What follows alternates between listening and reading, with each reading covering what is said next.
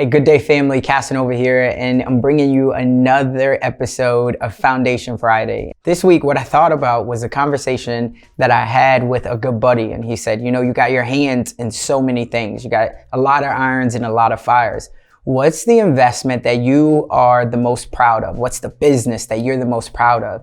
And I thought about that and I was thinking, okay, maybe I could say my house. You know, we built our house from the ground up, you know, after being homeless, after only living in apartments, after so many storms that we've been through. I was like, okay, maybe I could say my car.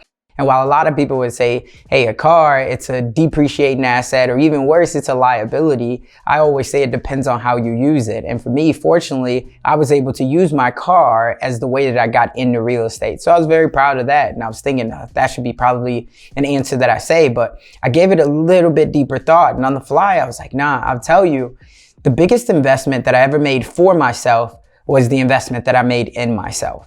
And so I say that to you because as you're going into the weekend right now, ask yourself, who have you became over this week? So what do I mean by that? A lot of the times we think about who are the people that we need to surround ourselves with the most. A lot of the times we've heard the sayings, your network is your net worth, right? And you are the sum of the 5 people who you surround yourself with the most. And even another saying that goes, if you show me your 5 friends or your 5 associates, I could probably show you within 10% what your bank account, what your goals, what your habits look like. Based off of what they're doing, you're going to associate and you're probably going to do that as well. But for me, what I really thought about, and when I say, who did you become this week? For me, I learned this from Jim Rohn, to give all credit, but who do I need to become to get what I want? I always encourage people to think that way. And I remember when I was first starting to get into business, any type of business, I was always doing some entrepreneur things, but I needed to invest into myself. So what that means? Because you might be like, hey, I don't have any money, which is totally okay. But are you reading books? Are you listening to podcasts? Are you watching YouTube videos? What are you doing to level up? And I'll tell you, if you say, well, I am doing those things, are you doing those things with a purpose? Are you doing those things with an intention? Do you know exactly what you're trying to get out of it? If you're building a business right now, then you have to think, okay, well, where am I lacking? Maybe it's the systems.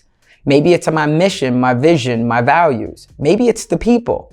So when I'm listening to podcasts, or if I'm reading books, I'm doing it with an end in mind. I'm trying to figure out, how do I overcome the challenges, but also people who have already been successful, that have overcame the challenges already, what did they do? And then I'm trying to take bits and pieces and nuggets of that, right? Jim Rohn, again, I'm always giving credit because I've learned so much from him, but he said, it doesn't matter what success, what level of success that you have, but that level of success will never supersede your level of personal development and your level of growth, right?